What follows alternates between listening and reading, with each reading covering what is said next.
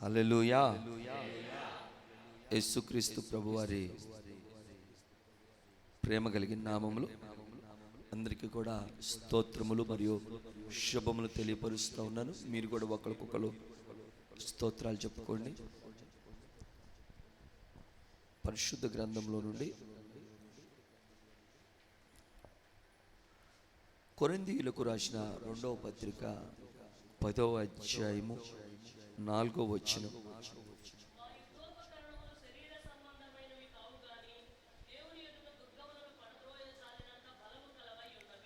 మా యుద్ధోపకరణములు శరీర సంబంధమైనవి కాదు, కానీ దేవుని ఎదుట దుర్గములను పడద్రోయజాలనంత బలము కలవై ఉన్నవి. చదవబడిన మాటల్లో యుద్ధోపకరణములంటే యుద్ధమునకు వాడే ఆయుధాలు.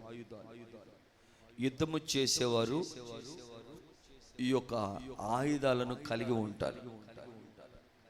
మనం ఇంత క్షేమంగా భూమి మీద ఈ పట్టణంలో, ప్రాంతంలో, దేశంలో నివసిస్తున్నామంటే మన కొరకు యుద్ధం చేయవాళ్ళు రాత్రింబగళ్ళు కాపలా కాస్తూ ఉన్నారు. ఎటువంటి ఆపద ఆకాశం మందు కానీ భూమి మీద కానీ, ఆకాశం మందు యుద్ధం జరిగినా భూమి మీద యుద్ధం జరిగినా ఆకాశం మందు కాపలా కాస్తూ ఉన్నారు, భూమి మీద కాపలా కాస్తూ ఉన్నారు. అందువలన మనం ఇంత క్షేమంగా ఉన్నాము.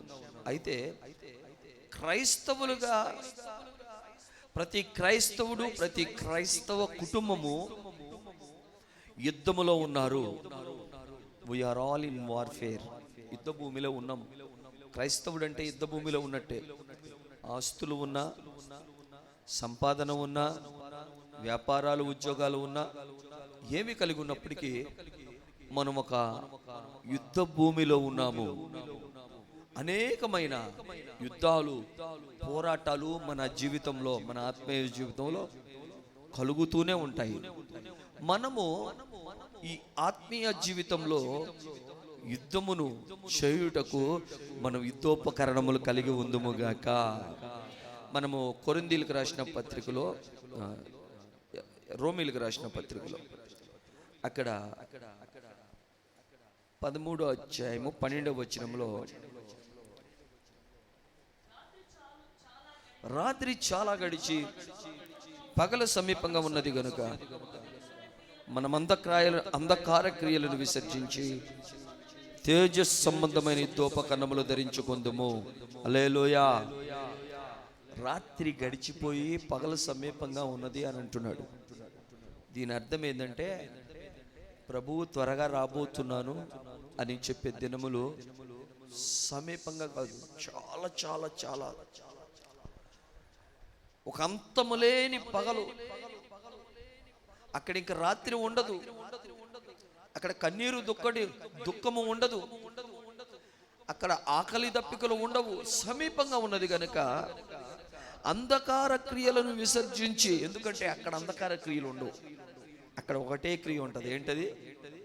దేవునిని స్తుతించి ఆరాధించి ఆ మహిమపరచటం, మహిమతో నింపబడటం, మహిమను చూస్తూ ఉంటాం, పరవశిస్తూ ఉంటామే. హల్లెలూయా, హల్లెలూయా. అక్కడ అంధకార క్రియలు ఉండవు. అక్కడ ఎలాగా దేవుని యొక్క మహిమతో నింపబడి వారంగా మనం ఉంటామో ఇక్కడ కూడా అలాగనే ఉంటూ మనం ఏం చేయాలి?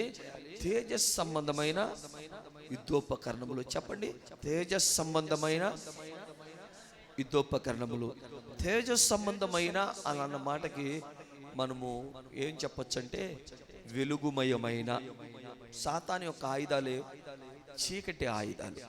సాతాను ఎప్పుడు కూడా డైరెక్ట్గా దేవుని బిడ్డల మీద అటాక్ చేయలేడు, ఇండైరెక్ట్గా చేస్తాడు.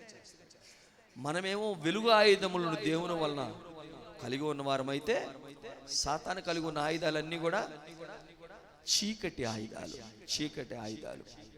మనము యోహాను సువార్తలో యేసయ్య చెప్తాడు కదా, దొంగతనము, హత్య, నాశనము, అబద్ధము, అనుమానము, ఇంకొన్ని ఆయుధాలు మనం చెప్పుకుంటా వెళ్ళొచ్చు. కపటము, వేషధారణ, మోసము, ఇవన్నీ సాతాను ఆయుధాలు. వీటిని మనకు ధరింపజేస్తాడు, మనల్ని మోసంలోకి తీసుకెళ్తాడు. తేజస్ సంబంధమైన యుద్ధోపకరణములు. మనము ఎఫ్ఎస్సి పత్రికలో మన అందరికీ తెలిసిన మాటలే. యుద్ధోపకరణములు అంటే ఆపద్దినమందు, ఎఫ్ఎస్సి పత్రిక 6:13, అందుచేతన మీరు ఆపద్దినమందు వారిని అంటే సాతాను యొక్క సైన్య సమూహం అంతటిని ఎదిరించుటకు సమస్తమును నెరవేర్చిన వారే నిలవబడుటకు శక్తిమంతులగునట్లు దేవుడిచ్చు సర్వాంగ కవచమును ధరించుకొనుడి. హల్లెలూయా. ఇక్కడ చెప్తున్న యుద్ధోపకరణములు, యుద్ధోపకరణములన్నిటికీ కలిసి సర్వాంగ కవచము.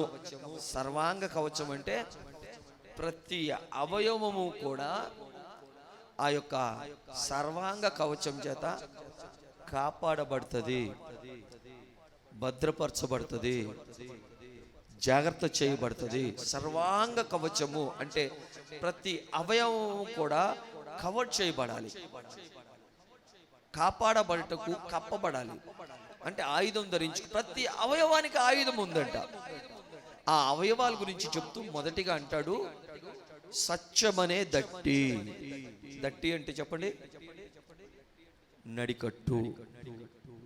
ఇంగ్లీష్లోనేమో బెల్ట్ అని అంటారు. నడికట్టు, నడికట్టు కట్టుకోవాలంట. ఈ నడుమును బిగించుకోవటానికి నడుము ఎలా ఉండాలి? కొంతమంది నడుము వదిలేసి వాళ్ళు ఎలా నుంచుంటారంటే ఓపిక లేనట్లు. కొంతమంది నుంచోవడం చూస్తుంటే వాళ్ళకి ఈ కాలు వాళ్ళకి అంత పట్టు లేదేమో, అందుకని వాళ్ళు అంత స్ట్రైట్గా నిలబడలేకపోతున్నారు. ఈ నడికట్టు ఎప్పుడైతే కట్టబడుతుందో అప్పుడు మనిషి పొరపాటును కూడా అలా పడిపోయేటట్లుగానో లేకపోతే పక్కకు పడేటట్టుగానో నుంచోడు, చాలా స్టడీగా నుంచోగలుగుతాడు. సైనికులు ఈ బెల్ట్ వాడతారు. ఆర్మీలో, మిలిటరీలో, ఈ యొక్క ఏమంటారు నేవీలో ఎవ్వరు ఉద్యోగం చేసినా కూడా ఈ ఫోర్సెస్లో ఈ బెల్ట్ వాడతారు. ఈ బెల్ట్ వాడేటప్పుడు వాళ్ళకి ఆ ట్రైనింగ్లో ఉన్న నియమం ఏంటంటే ఆ బెల్ట్ చాలా టైట్గా ఉండాలి. ఎందుకు అంత టైట్గా ఉండాలి అంటే ఆ టైట్గా లేకపోతే వారు ఆ శరీరంలో పట్టు అనేది వాళ్ళకు దొరకదు. వాళ్ళకి నియమం ఏంటంటే ఆ మనిషి తిన్నగా ఒక పట్టు కలిగి నిలబడాలంటే ఆ బెల్ట్ టైట్గా ఉండాలి. వచ్చి పొట్టలో కొడతాడు ట్రైనింగ్లో. పొట్టలో కొట్టినప్పుడు ఏమన్నా కొంచెం లూజ్గా పెట్టిన అవకాశం ఉంటే ఇట్లా ఏలు పెట్టి చేయి పెట్టి చూస్తాడు, ఇట్లా లోపలికి వెళ్తుంది ఏమన్నా అవకాశం ఏదైనా ఉంటే పొట్ట మీద పెట్టి ఒకటి కొట్టి చూస్తాడు అనమాట. ఎంత టైట్గా ఉండాలంటే ఒక పిన్ను కూడా లోపలికి వెళ్ళనంత టైట్గా ఆ బెల్ట్ టైట్గా ఉండాలంట. ఎందుకంటే ఆ సైనికుడు యుద్ధం చేసేటప్పుడు తిన్నగా నిలబడటానికి, శత్రువు పొరపాటును పడదొయకుండా ఉండటానికి ఆ గ్రిప్ ఎక్కడ ఉంది? మనిషికి సెంటర్ పాయింట్. ఇది మనిషికి ఇది సెంటర్ పాయింట్. అట్లానే క్రైస్తవ జీవితానికి సెంటర్ పాయింట్ ఏంటంటే సత్యము. హల్లెలూయా. ఈ సత్యం అనే దట్టి కనుక నువ్వు కట్టుకుంటే చూడండి, అబద్ధానికి ఎంతమంది అయినా పోగా ఉండి, అబద్ధానికి ఎంత సపోర్ట్ అయినా ఉండనివ్వండి, అబద్ధానికి ఎంత సాతాను శక్తి అయినా ఆ ఫీడింగ్ ఇవ్వనివ్వండి, పొరపాటున అబద్ధం నిలుచుద్దా? చెప్పాలి, నిలబడుద్దా? ఎందుకంటే అబద్ధానికి పట్టు లేదు. అదే సత్యం అనే దట్టి, సత్యానికి ఉన్న శక్తి ఎవరు? హల్లెలూయా. అసలు సత్యం అంటే మనము ముందు చెప్పుకోవలసిన విషయం ఏంటంటే ఉపదేశము. ఖచ్చితంగా నువ్వు దాని ప్రకారము చేయుదువుగాక. హల్లెలూయా. ఆ ఉపదేశము మీద ఎప్పుడైతే మనం గట్టిగా సత్యం మీద నిలబడతామో, దేవుని వాక్యంలో రాయబడి ఉంటుంది, సత్యము మిమ్ములను స్వతంత్రులుగా చేయును. సత్య సంఘం గురించే యేసు చెప్తాడు, ఈ బండ మీద నా సంఘాన్ని కడతాను. సత్య సంఘం అది. పాతాళలోక ద్వారములు దాని ఎదుట నిలవనేరవు. హల్లెలూయా. సత్య సంఘం యొక్క శక్తి ఏంటంటే ఆ ఉపదేశం. ఆ ఉపదేశాన్ని నువ్వు ఎంత ప్రేమిస్తావో. హల్లెలూయా. ఏముందలే, ఈ రోజుల్లో ఎవడుంటున్నాడు, ఈ రోజుల్లో ఎట్టా ఎందుకు ఉండాలి అని అనుకునే వాళ్ళు నిర్లక్ష్యంగా ఉండి అపవాదికి అవకాశం ఇస్తారేమో. కానీ ఉపదేశంలో గట్టిగా ఎవరైతే నిలబడతారో, ఆ ఉపదేశంలో పట్టు ఎవరైతే కలిగి ఉంటారో, పొరపాటున హల్లెలూయా వాళ్ళని ఎవరు కదల్చలేరు, వాళ్ళని ఎవరు పడద్రోయలేరు, వాళ్ళెవరు పక్కద్రో తప్పించలేరు. ఉపదేశం ప్రకారం మనం ప్రభువుకు అప్పగించుకుందాము గాక. హల్లెలూయా. ఆ ఉపదేశంలో ఎంత పట్టు అయితే కలిగి ఉంటామో అంత బాగుగా నిలవబడుదుముగాక, కట్టబడుదుముగాక. హల్లెలూయా. ఆ తర్వాత రెండవ యుద్ధ ఆయుధము నీతి అను మైమరువు. ఇది నీతి అను కవచం అని చెప్పొచ్చు. యెషయా గ్రంథంలో కవచం అన్న మాట చదువుతాం. చదవండి యెషయా గ్రంథం 59:17. 59:17. నీతిని కవచముగా ఆయన ధరించుకొనెను. హల్లెలూయా. ఏమిటి నీతి అనే కవచం అంటే, మనం మొదటి దశలోనికి రాసిన పత్రిక 5వ అధ్యాయము 8వ వచనంలో, మనం పగటి వారమై ఉన్నాము గనుక మత్తులమై ఉండక విశ్వాస ప్రేమలను కవచం. నీతి అను కవచం అంటే ఏం కవచం అది చెప్పండి? విశ్వాస ప్రేమలనే కవచము. చెప్పండి అందరూ, విశ్వాస ప్రేమలనే కవచము. ఈ కవచం ఎక్కడ ఉంటుందంటే, ఈ నీతి అని మైమరువు అంటే ఈ గుండె భాగం అంతా, ఈ తల కింద, ఈ నడుం భాగం పైనుంచి ఈ తల భాగం వరకు ఉండేదాన్ని ఏమంటారు? కవచము. నీతి అను కవచం అంటారు. ఇదంతా కూడా ఈ కింద భాగం అంతా, బెల్ట్ దగ్గర ఉన్న పై భాగం అంతా కూడా బుల్లెట్ ప్రూఫ్ జాకెట్స్ అని. ఏ బుల్లెట్ కానీ ఏ బాణం కానీ వచ్చి ఈ గుండె భాగంలో ఎక్కడ తగిలినా కూడా అది ఏమీ కాదు, తగిలి వెనక్కి వెళ్ళిపోతుంది, కానీ ఆ మనిషికి ఏం ఆపద ఉండదు. ఎందుకు ఈ కవచం అంటే చూడండి, మనిషికి ఇక్కడ ఏముంటుంది? దీన్ని ఏమంటారు? గుండె అంటారు. ఈ గుండె దగ్గర కనుక దెబ్బ తగిలితే ఏమవుతుంది? తొందరగా బాణాలు వేసిన, శత్రువు కాల్చిన, పేల్చిన తుపాకీతో ఎక్కడ టార్గెట్ పెడతాయంటే గుండె దగ్గర. ఇది కనుక ఆగిపోయిందంటే క్లోజింగ్, ఆ మనిషి పని అయిపోయినట్టే. ఇక్కడ ఏమున్నదంటే చెప్పండి, ఏమున్నది? ఇక్కడ ప్రేమ ఉన్నది. హల్లెలూయా. విశ్వాస ప్రేమలనే కవచం. ఈ ప్రేమ మీద గనక దెబ్బ కొడితే, మనము దైవజనుడైన పౌలు ఒక సంఘంలో జరిగిన, ఆ కొరింథీ సంఘంలో ఉన్న పరిస్థితి గురించి, ఆ సహోదరుడు చాలా విరోధంగా భయంకరంగా మాట్లాడాడు, ప్రవర్తించాడు. క్షమించరాని ఆ పరిస్థితి అయినా కూడా దేవుని యొక్క ప్రేమ, పరిశుద్ధాత్ముడు ఆ సంఘంలో ఉన్న సహోదరుడిని క్షమించేటట్లుగా, క్షమించి మళ్ళీ ప్రేమగా దగ్గర తీసేటట్లుగా, మంచి మనసు కలిగి ఉండేటట్లుగా దైవజనుడు చేసింది. కానీ ఆ సంఘంలో ఉన్న వాళ్ళు మాత్రం, పాస్టర్ గారు క్షమించాడు కానీ, ఏదో ఒక మాట ఉంటుంది, పూజారి వరం ఇచ్చినా కూడా, దేవుడు వరం ఇచ్చినా కూడా పూజారి ఒప్పుకోడంట. పాస్టర్ గారు క్షమించాడు కానీ వీళ్ళు మాత్రం ఒప్పుకోవట్లా. పాస్టర్ గారు, నేను నీ సంఘంలో ఉండాలంటే మీరు వాడిని బయటికి వెళ్ళగొడితేనే ఉంటాం. అండ్ ముందు బయటికి వెళ్ళగొడతారా? ఈ పాస్టర్ గారికి ఏం చేయాలో అర్థం కావట్లా. నేను క్షమించానని తెలుసుగా మీకు. చదవండి 2 కొరింథీలో, మీరు ఈ విషయాలన్నీ చక్కగా చూడొచ్చు. క్షమించాలి. క్షమించకపోతే, మంచిగా ప్రేమ కలిగి ఉండకపోతే, 2 కొరింథీలు రాసిన పత్రికలో 2వ అధ్యాయంలో 7వ వచనం,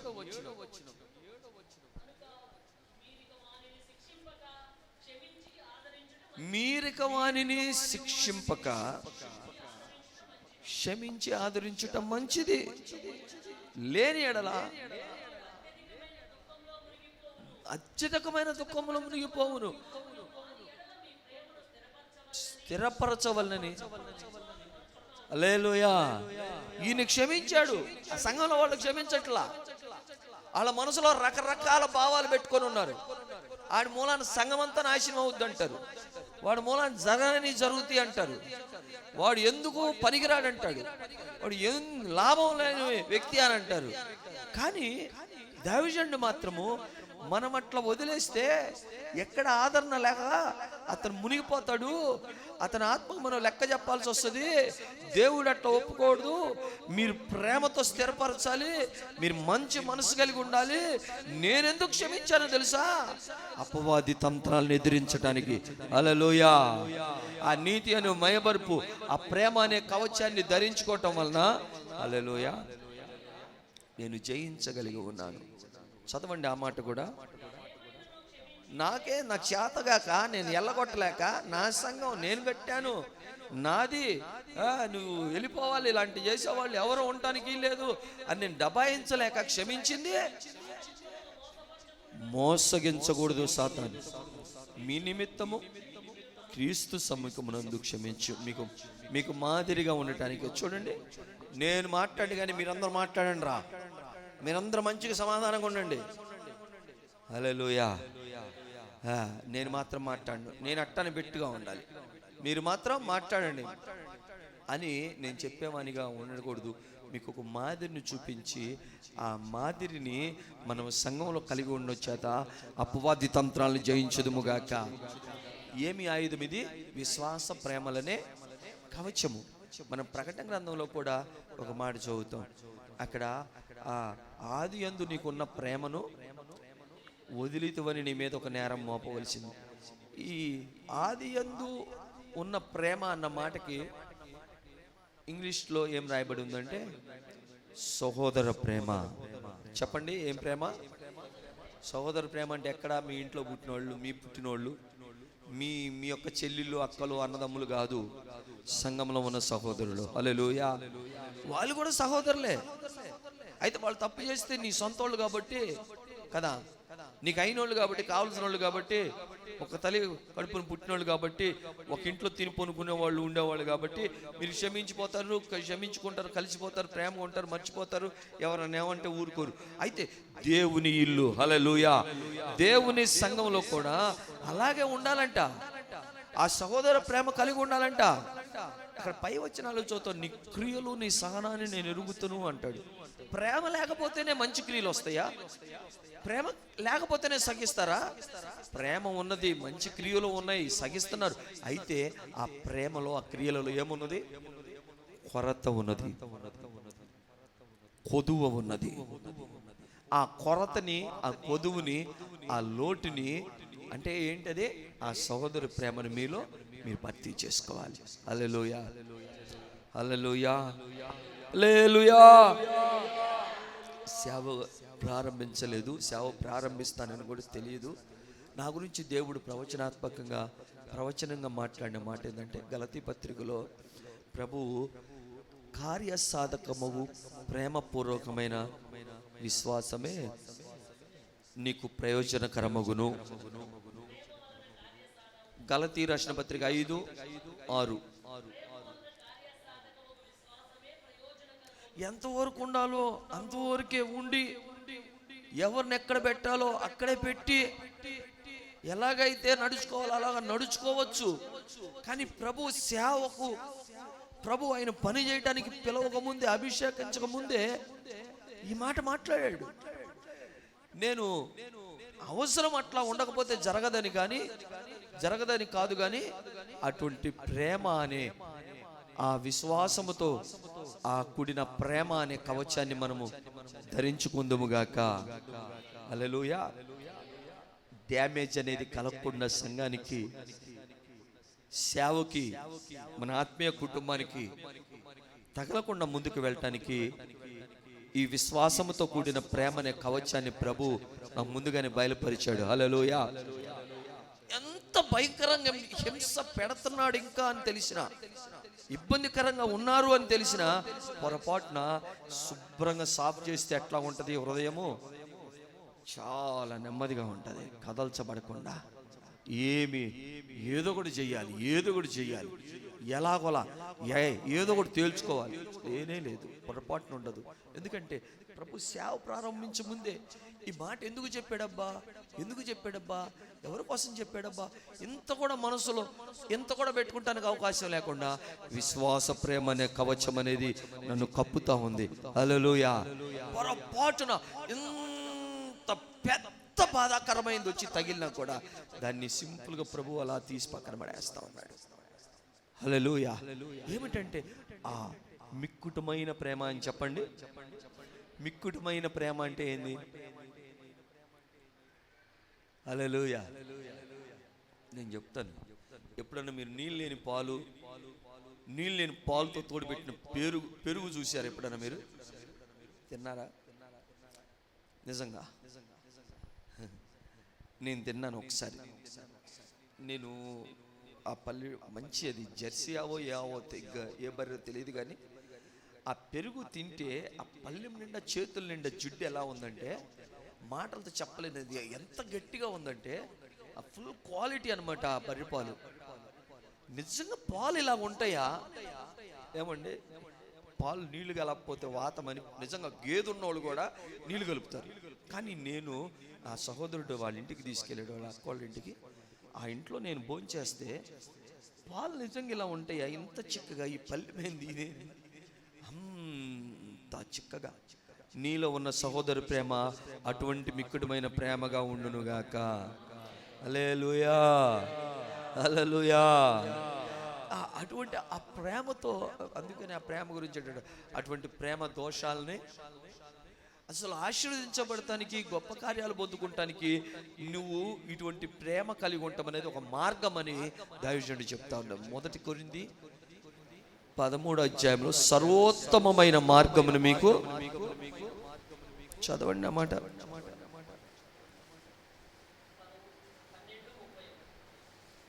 12:31 సర్వోత్తమమైన మార్గమును మీకు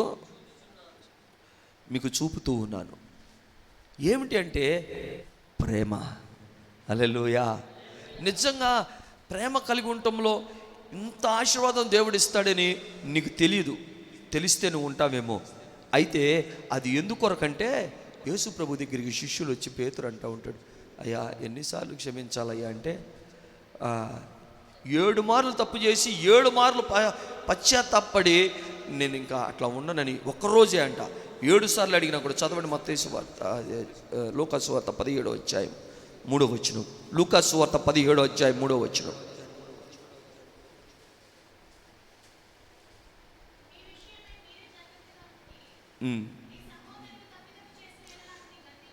నీ సహోదరుడు తప్పు చేసిన ఎడల గద్దించము, అతను మారు మనసు పొందిన ఎడల అతను క్షమించుము.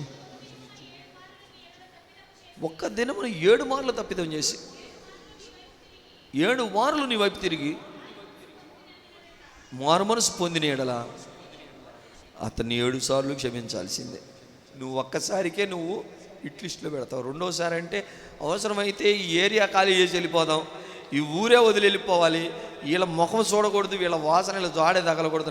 ప్రభు అంటున్నాడు 7 సార్లు తప్పు చేసి 7 సార్లు మారు మనసు పొంది 7 సార్లు పశ్చాత్తాపడితే 7 సార్లు క్షమించాలని చెప్తా ఉన్నాడు.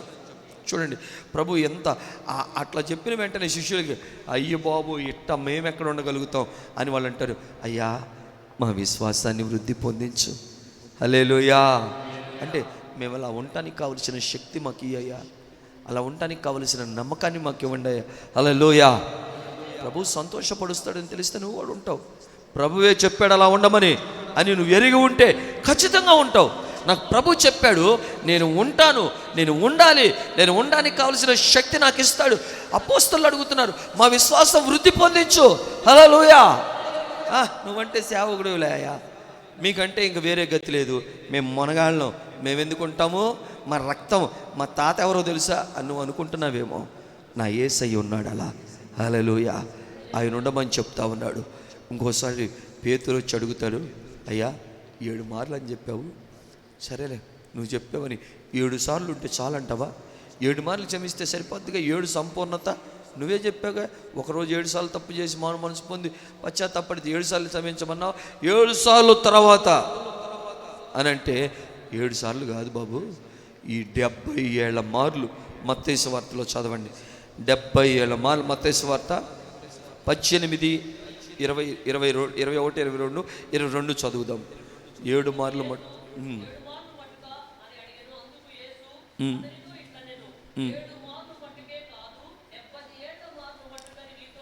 హల్లెలూయా. ఎన్నిసార్లు నువ్వు అటువంటి ఆ మంచి క్షమాపణ మనస్సు, యేసయ్య మనస్సును కలిగి ఉండాలంటే ముద్దు పెట్టుకొని అప్పగిస్తున్నాడని తెలుసు. ముద్దు పెట్టుకో చెలికాడా అంటే చెప్పండి స్నేహితుడా అని ప్రభు ఆ ప్రేమగా దగ్గరికి తీసుకుంటా ఉన్నాడు కౌగిలించుకొని. హల్లెలూయా. దానికి విశ్వాసం ఉండాలి. విశ్వాస ప్రేమలనే ఆ కవచం. నా ప్రభు చెప్పిన మాట ప్రకారం నేను అటువంటి ప్రేమతో నేను అలాగ నడుచుకుంటాను. హల్లెలూయా, హల్లెలూయా. ఒకవేళ వాళ్ళు వాళ్ళు వాళ్ళు సరైన ఇది కాదనుకోండి, వాళ్ళు ప్రేమ మనకి చూపరు, మనం చూపిన ప్రేమకి, అయినా కూడా మన వైపు నుంచి మాత్రం ఆ ప్రేమను మనస్సుని మనం కలిగి ఉందుముగాక. హల్లెలూయా. కొంతమందికి పొందటమే తెలుసు, కొంతమందికి ప్రేమ పొందటమే తెలుసు. నిజంగా మన ఇండియన్ కల్చర్లో నేను చెప్పగలుగుతాను, ఈ ఆడవాళ్ళ మధ్యలో ఉండే ప్రేమలు మగవాళ్ళ మధ్య ఉండవు. ఫారిన్ కల్చర్ అట్లా ఉండదు. వాళ్ళ ప్రేమలంతా కూడా కాంట్రాక్ట్ బేసిస్ మీద ఉంటాయి. అయితే మనము ఆ ప్రేమను పుచ్చుకొనుట కంటే చెప్పాలి, ప్రేమ అది ఏమంటాడు, ప్రేమించుటలో తప్ప మరి దేంట్లోనూ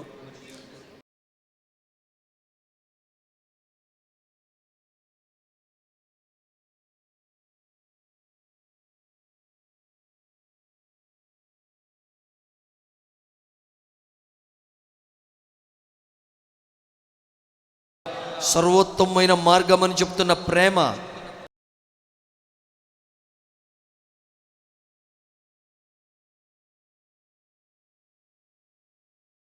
కవర్ చేసుకొని ఉంటే ఎవడొచ్చి పొల్లెట్టడానికి అవకాశం ఉంటుందో చెప్పు? విశ్వాస ప్రేమలనే కవచము తీసుకొచ్చి నీ గుండెని బద్దలు చేసే అంత ఎవరెంత మాట చెప్పినా ఇది షేక్ అవ్వదు. ఎందుకంటే అది కవచం చేత కవర్ చేయబడి ఉన్నది. హల్లెలూయా. ఆ నీతి అనే మయమరుపు అది నాది కాదు, నా యేసయ్య వలన నాకు అనుగ్రహించబడింది. అది నేను తొడుక్కున్నప్పుడు ఎవరి వలన డిస్టర్బ్ అవ్వని ఆ విశ్వాసంతో కూడిన ప్రేమ మనల్ని దేవుని ఎదుట నిలవబెట్టునుగాక. ఆ ఆయుధాన్ని నువ్వు ధరించుకోవాలి. మూడవదిగా నువ్వు ధరించుకోవలసిన ఆయుధము, పాదములకు సమాధాన సువార్త వలనైనా సిద్ధ మనస్సును జోడు తొడుగుకొని నిలబడాలి. పాదములకు సమాధాన సువార్త వలనైనా మనము ఈ పరిచర్య గురించి చెప్పచ్చు. ఏమిటి పరిచర్య అంటే సమాధాన పరిచర్య. చెప్పండి అందరూ. ఎందుకు ఈ వాక్యం చెప్పటము, ఎందుకు ఈ సేవ చేయటము, ఏంది దీని పర్పస్ అంటే, ఒకప్పుడు మనం దేవునితో దూరం అయిపోయి ఉన్నాం, శత్రువులం అయిపోయి ఉన్నాం. మనల్ని ఆయన చూడడు, మనకి ఆయనకి మధ్య ఒక గోడ వచ్చేసింది. మన పాపములనే, మన శాపములనే, మన దుర్మార్గపు దుష్ట అలవాట్లు ఆచారాలనే ఆ గోడ వచ్చేసింది. మనకి ఆయనకి మధ్య గోడ వచ్చేసింది, విరోధమైన భావం వచ్చేసింది. మనము దూరస్తులం అయిపోయాము, మనము శత్రువులం అయిపోయి ఉన్నాము. అటువంటి మనల్ని ప్రభు మరలా, యేసుక్రీస్తు ప్రభు మనల్ని సమాధానపరిచి ఉన్నాడు. హల్లెలూయా. దూరస్తుల్ని సమీపస్తులుగా చేశాడు, శత్రువులుగా ఉన్న మనల్ని ఆయన కుమారులుగా చేశాడు, ఆయన జనులుగా చేశాడు. హల్లెలూయా. సమాధానపరచు పరిచర్య, సమాధాన పరిచర్య. ఈ వాక్యం కూడా ఏమిటి? సమాధాన వాక్యం. చదవండి 2 కొరింథీయులకు రాసిన పత్రిక 5వ అధ్యాయము 18వ వచనం.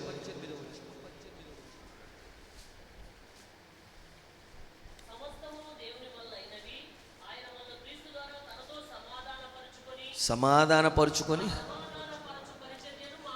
ఆ సమాధానపరుచు పరిచర్యను మాకు అప్పగించెను. హల్లెలూయా. సమాధానపరుచు పరిచర్య, ఆ సమాధాన వాక్యమును ప్రభు అప్పగించాడు. మాకు అప్పగించినంటాడా, నాకు అప్పగించినంటున్నాడా? చదవండి అన్నమాట. మాకువా నాకువా? మాకు అంటే సంఘం అంతా ఉన్నారా లేదా అక్కడ? సమాధానము, ఆ సమాధానపరుచు పరిచర్య, ఆ సమాధానం కలిగి ఉండటానికి మనం ఎప్పుడు ఏం కలిగి ఉండాలంట? ఎప్పుడూ సిద్ధంగా ఉండాలి. మత్తయి సువార్తలో యేసు ప్రభు చెప్తాడు, కొండ మీద ప్రసంగం 5వ అధ్యాయంలో 23వ వచనం నుంచి చదివినప్పుడు, నీవు బలిపీఠం మీద అర్పణ అర్పించుచుండగా నీ సహోదరుని మీద ఏదైనా విరోధం ఉన్నదని నీ జ్ఞాపకం వస్తే, అక్కడ బలిపీఠం ఎదుటనే నీ అర్పణం విడిచిపెట్టి మొదట వెళ్ళి నీ సహోదరులతో సమాధానపడు, అటు తర్వాత వచ్చి నీ అర్పణ అర్పించు. ప్రభు చెప్పాడు, నువ్వు ప్రార్థన చేసే అర్పణే, దేవుడికి ఇచ్చే కానుకనే అర్పణే, దేవుడి సన్నిధికి వచ్చే అర్పణే, దేవుని వాక్యం వినే అర్పణే, దేవుని ఆరాధించే అర్పణే, అనేక రకాలైన అర్పణలు ఉంటాయి. అయితే నీవు ఆ పని చేసేటప్పుడు నువ్వేం చేయాలి అని అంటే, ఏదైనా విరోధ భావం ఎవరి మీదైనా ఉంటే, నీ తప్పేమీ లేకపోయినా వాళ్ళ తప్పున్నా కూడా నువ్వు సమాధానం పడాలంట. నువ్వు మంచిగా వాళ్ళతో మాట్లాడాలంట. వాళ్ళు ఒకవేళ నీతో మాట్లాడినా నువ్వు మాట్లాడాలంట. వాళ్ళు నేను ఒకవేళ దగ్గరికి రానిరనుకో, నువ్వు అప్పుడు ఏం చేయాలంటే ప్రార్థన చేసినప్పుడల్లా నీ మనసులో ఏమీ లేకుండా వారి కొరకు మంచిగా ప్రార్థన చేయాలి, వారిని క్షమించినట్లుగా ప్రార్థన చేయాలి, మంచి మనస్సాక్షితో నువ్వు ప్రార్థన చేయాలి. అటువంటి ఆ సమాధానాన్ని వెతికి వెంటాడాలి అని చెప్తా ఉన్నాడు. హల్లెలూయా, హల్లెలూయా. మనము అలాగ అర్పణ చేస్తే, మనము అలా సమాధానపడి అర్పణ అర్పిస్తే అప్పుడు దేవుడు దాన్ని అంగీకరిస్తాడంట. హల్లెలూయా. మనం సమాధాన పడకుండా అర్పణ అర్పిస్తే అంగీకరించడం అంటే ఏదో ఇచ్చావులే కానీ వాసన లేదు, రుచి లేదు అన్నట్టుగా ఉంటుంది. మీరు చదవండి, మీరు నాకు అర్పించిన అర్పణలు మనోహరములైన, చదవండి పౌలు గారు ఏమంటాడు, ఫిలిప్పీ 4:18, నాకు సమృద్ధిగా కలిగి ఉన్నవి. మీరు సమృద్ధిగా కలిగినా కూడా మీరు పంపిన వస్తువుల్ని నేను ఎపఫ్రా వలన తీసుకున్నాను, ఏమీ తక్కువ లేదు నాకు. అవి ఎలాగున్నవంటే మనోహరమైన సువాసనయు, దేవునికి ప్రీతికరము ఇష్టమునైన యాగములై ఉన్నవి. హల్లెలూయా. దేవునికి మంచి సువాసన వచ్చేటట్లుగా ఉన్నాయంట, దేవుడు ఇష్టపడేట్లుగా ఉన్నాయంట, మనోహరములైన సువాసన కలిగి ఉన్నాయంట. హల్లెలూయా. అలాగ మన అర్పణ ఉండాలి అంటే మనం ఆ సమాధానాన్ని ఫస్ట్ అటువంటి సమాధానంతో నువ్వు ప్రార్థన కూర్చుంటే నీ ప్రార్థన దేవుడికి అది సంగీతంలాగా సువాసన భరితంగా వినపడునుగాక. మీరు గమనించండి, కొంతమందితో మాట్లాడుతుంటే పావు గంట, అరగంట అయినా, గంట అయినా మాట్లాడాలనిపించింది. ఇంకెవరితో అన్న మాట్లాడుతుంటే ఒక నిమిషం మాట్లాడేటప్పటికే ఎప్పుడు ఆపుతారు సోది వీళ్ళు, చిచి తలకాయ నొప్పి వచ్చేస్తుంది, నేను నాకు అల్లాడిపోతున్నాను, ఏం గొంతురా బాబు అన్నట్టుగా అనిపిస్తుంది. కారణం ఏంటంటే ఆ మనిషిలో ఉండే ఆ మనసులో నుంచి వచ్చే మాటలకను వీళ్ళలో నుంచి వచ్చే మాటలకి తేడా ఉంటుంది. అంటే వారు ఇష్టంగా ఉన్నందువలన ఎంతసేపు అయినా మాట్లాడగలుగుతున్నాం, వీళ్ళు కష్టంగా ఉండేటట్లుగా ఉన్నందువలన వీళ్ళతో కష్టంగా మాట్లాడుతున్నాం. అలానే దేవునితో నువ్వు చేసే ఆ ప్రార్థన, హల్లెలూయా, దేవుడికి అర్పించే అర్పణ అది దేవుడికి సువాసనగా ఉండాలంటే, దేవుడు నీ చేత ప్రార్థన చేయించుకోవాలంటే, హల్లెలూయా, దేవునిని నువ్వు ఆరాధించాలంటే, దేవుని ఆత్మలో ఆనందించాలంటే, అది దేవుడు అంగీకరించేటట్లుగా అది ఎలా ఉండాలంటే సమాధానకరమైనదిగా ఫస్ట్ ఉండాలంట. హల్లెలూయా. ఒక మాటలో చెప్పాలంటే ఆయన మనస్సును మనం కలిగి ఉండేటట్లుగా, ఆయన మనస్సును మనము ఎరిగి ఉండేటట్లుగా మనం గనక ఉండేవాళ్ళమైతే, మనం గనక ప్రార్థన చేయగలిగే వారం గనకైతే అది దేవుడికి సువాసన, అది దేవుడికి చాలా ఇష్టమైనదిగా ఉండునుగాక. హల్లెలూయా, హల్లెలూయా. మనం మొట్టమొదట దేవుడు వద్దు చెయ్యొద్దు అని చెప్పిన ఆ మాట వినకుండా ఆ పండు తిన్న తర్వాత గమనించినట్లయితే, ఎప్పుడైతే పండు తింటావో నిశ్చయంగా తిన్న దినమునే చచ్చిపోతావని చెప్పాడు కదా దేవుడు. మరి తిన్న దినమునే చచ్చిపోయారా? దినము అంటే ఒక పగలు రాత్రి కదా, చచ్చిపోయారా? ఆ తర్వాత చాలా సంవత్సరాలు బ్రతికినట్లుగా మనం చూస్తున్నాం. ఎందుకని దేవుడు అంత టైం ఇచ్చాడు? సరే, దానికి అంత క్యాలిక్యులేషన్ ఉంటుంది. ఒక్క దినం 1000 సంవత్సరాలు, ఈ 1000 సంవత్సరాలు వచ్చారు, 1000 సంవత్సరాల వరకు ఉన్నారు కదా దేవుడు, అందుకని టైం ఇచ్చాడు. ఇవన్నీ పక్కన పెడదాము. నేనేమంటానంటే, దేవుడు వారిని వెంటనే కాకుండా వారికి సమయం ఎందుకు ఇచ్చి ఉన్నాడంటే, వారి మీద ఆయనకున్న మనసు సమాధానం కోసం. వీడెందుకు పుట్టాడు రా బాబు అని తల్లి అనకుండానే ఉంటుందా? వీడెందుకన్నాను, ఎందుకు పుట్టాడు అని అంటది. కానీ అన్నంత మాత్రాన తప్పుకోదు. మన దేవుడు ఆ మాట చెప్పాడు, నిశ్చయంగా చచ్చిపోతామని. కానీ సమాధానం కోసం వారు ఎప్పుడైతే పాపం చేసి తప్పు చేసి దూరం అయిపోయారో వారు దిగంబరులుగా ఉన్నారంట. వారు మహిమను కోల్పోయి ఉన్నారు. మహిమ వస్త్రం, వాళ్ళు మహిమ వస్త్రంతో కప్పబడి ఉన్నప్పుడు వాళ్ళ దిగంబరత్వం, సిగ్గు తెలియకుండా ఆ మహిమతో కప్పబడి ఉన్నారు. ఆ సిగ్గు తెలిసే పని ఆ యొక్క మహిమను కోల్పోయిన తర్వాత వచ్చినప్పుడు వారికి వస్త్రాలను ఇచ్చినట్లుగా చూస్తూ ఉన్నాం. అందుకనే ఆదిలోనే వధించబడిన దేవుని గొర్రెపిల్ల అని చదువుతాం. ఆయన చర్మపు చొక్కాయలను చేయించి అన్నమాట చదువుతాం. చదవండి ఆదికాండంలో.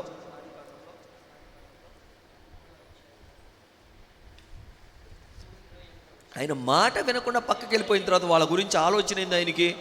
చూడండి, అయినా కూడా దేవుడు, ఆయన ఎంత ఎంత ఎంత మంచి దేవుడు, ఆయన ఎంత సమాధానకరమైన మనసు కలిగి ఉన్న దేవుడు. దేవుడైన యెహోవా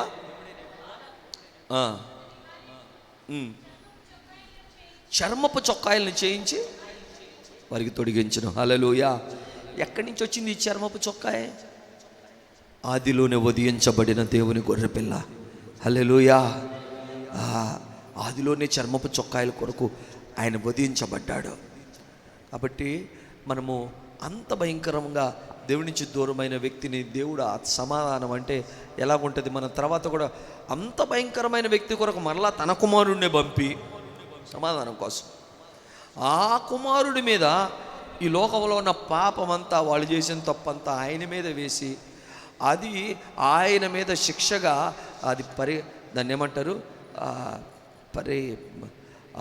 పరిహరించబడేటట్లుగా, హల్లెలూయా, పరిహరించబడేటట్లుగా అంగీకరించాడు తండ్రి అనే దేవుడు. సమాధానం అంటే హల్లెలూయా, సమాధానం కొరకు యేసయ్య అంత ప్రేమ చూపినట్లుగా, అంత బాధ్యత వహించినట్లుగా తండ్రి చేత పంపబడి అప్పగించబడ్డాడు. మనం కూడా అటువంటి సమాధానం కలిగి ఉండేటకు ఏమంటాడు ఇక్కడ? సిద్ధ మనస్సు అనే జోడు. అంటే ఈ సమాధాన పరిచే ఈ పనికి మనం ఎప్పుడు కూడా సిద్ధంగా ఉందముగాక. వాయిదా వేయకూడదు, వాయిదా వేయకూడదు. దేవునితో నువ్వు దూరంగా ఉండటానికి, దేవునితో నువ్వు ఆ ప్రేమను అనుభవించకుండా ఉండటానికి నీకు పొరపాటును కూడా ఇష్టం ఉండదు. అలానే నువ్వు కూడా ఈ సమాధానంగా మంచిగా ఉండటానికి ఎప్పుడు ఆలస్యం చేయకూడదు. హల్లెలూయా. కాబట్టి ఆయన బిడ్డలమైన మనం అటువంటి సమాధానానికి ప్రభువుకు అప్పగించుకుందాము గాక. ఆ సమాధానం ఇచ్చుటకు మన కొరకు తండ్రి అనే దేవుడు కుమారుడైన యేసుక్రీస్తుని మన కొరకు అనుగ్రహించి ఉన్నాడు. రోమీలు రాసిన పత్రికలు మనం చదువుతాం 5వ అధ్యాయం 10వ వచనం. ఏలయనగా శత్రువులమై ఉండగా ఆయన కుమారుని మరణం ద్వారా మనము దేవునితో సమాధానపరచబడిన వారమై ఆయన జీవించుడి చేత మరి నిశ్చయముగా రక్షింపబడదము. హల్లెలూయా. కాబట్టి మనల్ని అంత భయంకరంగా శత్రువులుగా ఉన్న మనల్ని, విరోధ భావం కలిగి ఉన్న మనల్ని, దూరస్తులమైన మనల్ని ఆయన ఏం చేసి ఉన్నాడు? సమాధానపరచబడిన వారంగా మనల్ని చేసుకుని మనకి ఆ నిత్య రక్షణ ఇచ్చి ఉన్నాడు. సమాధానపరచు ఆ పరిచర్యను మనకు కూడా అనుగ్రహించి ఉన్నాడు. కాబట్టి ఈ మాదిరిని కలిగి ఎప్పుడు కూడా సమాధానం అంటే సిద్ధపాటు. సువార్త కూడా మనం ఎవరికైనా ప్రకటించేటప్పుడు ఇది సమాధాన సువార్త, సత్య సువార్త అని ఎప్పుడు సిద్ధపాటు కలిగి ఉండేదానికి మనం అప్పగించుకునేటట్లుగా. మనలోనే లేకపోతే మనం ఎవరికి చెప్పగలుగుతాం? నిజంగా మనం ఉండేవాళ్ళు ఆ తండ్రి దేవునితో యేసుక్రీస్తు ప్రభు వల్ల పొందిన ఆ యొక్క సమాధానము, ఆ శక్తిని, ఆ సువార్తను ఎరిగిన వాళ్ళమైతే మనం అలాగ ఉంటాము. ఆ విలువ ఎరిగి అలాగే మనం చెప్పుదముగాక.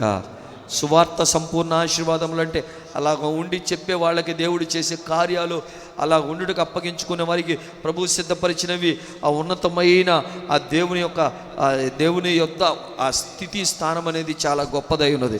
హల్లెలూయా.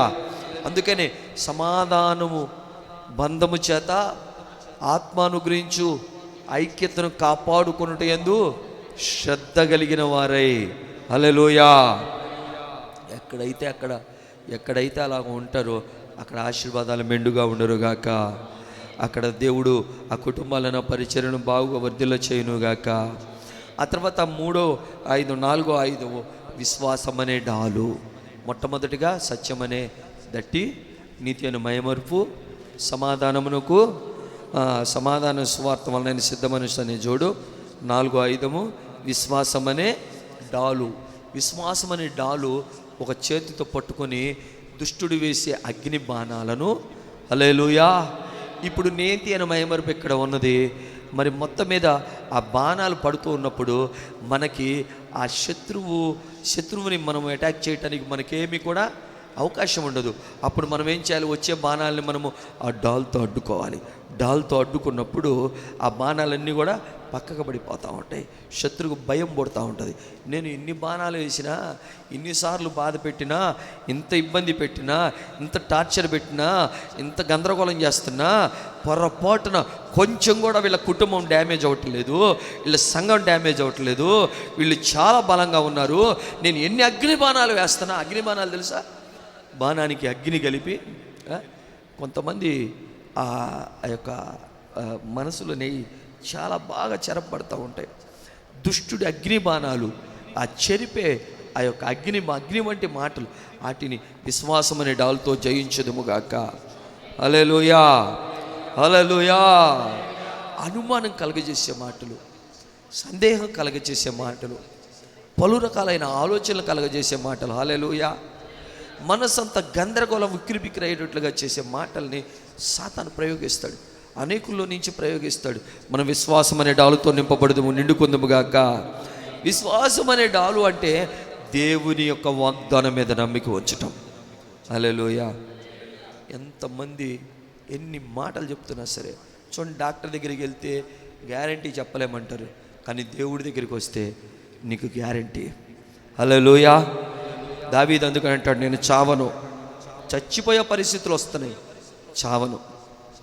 నేను మహోన్నతుడైన దేవునికి సాక్షిగా నిలబడి మహిమ కలిగిన కార్యాలను సమాజంలో వివరిస్తాను, నేను చావను అంటాడు. ఎటువంటి పరిస్థితి అయినా సరే పౌలు అంటాడు, నన్ను బలపరచువాని అందే నేను సమస్తము చేయగలను. ఎందుకు అలాగా? వాగ్దానం మీద నమ్మిక, విశ్వాసం. వాగ్దానం పట్టుకోవాలి. సాతాను ఏదైనా కళ చూపించింది. చాలామంది ఈ మధ్యకాలంలో నాకు చెప్పట్లేదు, కానీ ఈ కళ వచ్చింది, ఆ కళ వచ్చింది, చాలా తక్కువ ఇప్పుడు. ఇట్లా కళ వచ్చింది, అట్లా కళ వచ్చింది అని చెప్పి ఇంకా కళలో జరగకముందే కొంతమంది అయితే వాళ్ళ గురించి కళ వీళ్ళకి వచ్చిందంట. సరే వచ్చింది, మంచిదే, ప్రార్థన చేయి, నాకు చూపించాడు అదే జరుగుద్ది. ఇంకిట్లా కొట్టుకుంటూ ఉంటారు బల్ల. నీకు చూపిస్తే జరగాలని ఉందా? నాకు చూపించిన కూడా భయస్నాములని ఆజ్ఞాపించి దేవుని స్తోత్రం చెబుతాను. ప్రభు దాన్ని జరగకుండా చేస్తాడు, అది జరిగేదాన్ని తప్పిస్తాడు. అంతేగాని నాకు చూపించాడు గ్యారెంటీగా జరుగుద్ది, నాకు చూపించింది జరిగితేనే దేవుడు నిజమైన దేవుడు. నీకు వచ్చిన దరిద్రపు కళ వాళ్ళకి చెడు కలగజేసే కళ, తిక్కల కళ, పనికిమాలిన కళ, నాకు చూపించాడు అని చెప్పి అది జరుగుద్ది కావాలంటే అని నాకు చెప్పినవి జరిగినాయి అని ఊరేగుతూ ఉంటావు. చూడండి ఎంత దరిద్రపు రోగమో. విశ్వాసం అనే డాలు కలిగి ఉన్నప్పుడు నీకు కళ వచ్చినా, ఏమొచ్చినా, ఏం జరిగినా శ్రామంలో హల్లెలూయా, నా యేసయ్యకి ఆకాశం మీద భూమి మీద సర్వాధికారం ఉన్నది అని చెప్పి నువ్వు జయించుదువుగాక. హల్లెలూయా. కొంతమంది చూడండి, కొంచెం ఏదైనా బాధ కలిగితే పలానోళ్ళకి ఎట్టానే వచ్చింది, 6 నెలలు కూడా గడవలా, అయిపోయింది. ఇంకొకళ్ళు మాకు కూడా తెలుసు పలానోళ్ళు ఇంకొకళ్ళు కూడా అట్టానే అయ్యారు. వీళ్ళు ఈ చెప్పే మాటలకి 6 నెలలు, సంవత్సరం వాళ్ళకి జరిగింది, వీళ్ళు ఇప్పుడే చచ్చేటట్టుంటారు. చూడండి కొంతమంది మాటలు అట్టా ఉంటుంది. దేవుడు మనల్ని వాగ్దానం చేత ధైర్యపరుచునుగాక. సౌలు చూస్తే పిల్లగాడిలాగా ఉన్నావు, నువ్వేం చంపగలుగుతావు, నువ్వేం యుద్ధం చేయగలుగుతావు, నువ్వు వెళ్తానంటున్నావు అంటే, నేను సింహం వచ్చింది గొర్రెలు కాసుకునేటప్పుడు, రాజుగారు వెలుగుబంటి వచ్చింది, మేక పిల్లని చీల్చేసా, ఆ మేక పిల్లని చీల్చినట్టుగా ఆటలో ఒక మేకలాగా అయిపోతాడు. హల్లెలూయా. ఆడి మీదకి వెళ్తాడు, అంటాడు, నేను ఎలుగునా పిసుగునా, నేను ఎలుగులాగా కనపడుతున్నానా, పిసుగులాగా కనపడుతున్నానా, నా మీదకి వస్తున్నావు నువ్వు అని అంటాడు. నేడే సైన్యములకు అధిపతిగు యెహోవా నామమున నీ మీదకి వస్తున్నాను, కత్తి చేత ఈటి చేత కాదు, ఇదిగో ఇప్పుడే నిన్ను నాకు అప్పగించువాడని రుజువుపరచువాడు, యుద్ధం యెహోవాదే అని చెప్పి వస్తా ఉన్నాడు. హల్లెలూయా. ఏం పట్టుకున్నాడు? ఒక నున్నని రాయి పట్టుకున్నాడు. ఒక వాగ్దానం. నీకు ఆ సమయంలో కావలసిన ఒక వాగ్దానం. నీ సహోదరుడు ఆపదలో కలిగి ఉంటే, వేరే కుటుంబం ఏదైనా దిక్కుతోచిన పరిస్థితుల్లో ఉంటే ఒక వాగ్దానం. ప్రభువు ఆ మాట ఇచ్చిన నమ్మదగిన వాడివి కదా, ఆపత్కాలంలో ఆదుకుంటా అన్నావు, అనాథలుగా విడవనన్నావు, ఎప్పుడు తోడుగా సహాయంగా ఉంటావు. ఆమెను చెప్దామా? హల్లెలూయా. ఆ వాగ్దానాన్ని బట్టి ధైర్యం తెచ్చుకొని, ప్రభువా ఇదిగో నీ నామములో ప్రార్థన చేస్తున్నా, శత్రువులందరినీ తరిమి ఇప్పుడు జయించి నేను పోగొట్టుకున్న దాన్ని పొందుకోగలనా అంటే ఎస్ పొందుకుంటావు, పో ముందుకెళ్ళు. విశ్వాస సహితమైన ప్రార్థన చెప్పండి ఆ కార్యమును పొందుకునేటట్లుగా చేయును. హల్లెలూయా. అంతా అయిపోయింది అనుకుంటున్నా కూడా ప్రభు తిరిగి మరలా నిన్ను ఆయన నింపువాడై ఉన్నాడు. వాగ్దానం బట్టి విశ్వాసం బట్టి బలం పొందుదుగాక. హల్లెలూయా. ఆ విశ్వాసం అనే డాల్ను మనం కలిగి ఉన్నప్పుడు పొరపాటును కూడా ఈ సాతాను మనల్ని అడ్డగించలేడు. కాబట్టి ఆ స్థిరమైన విశ్వాసంతో మనం దుష్టుని యొక్క అగ్ని బాణాలని జయించుదుముగాక.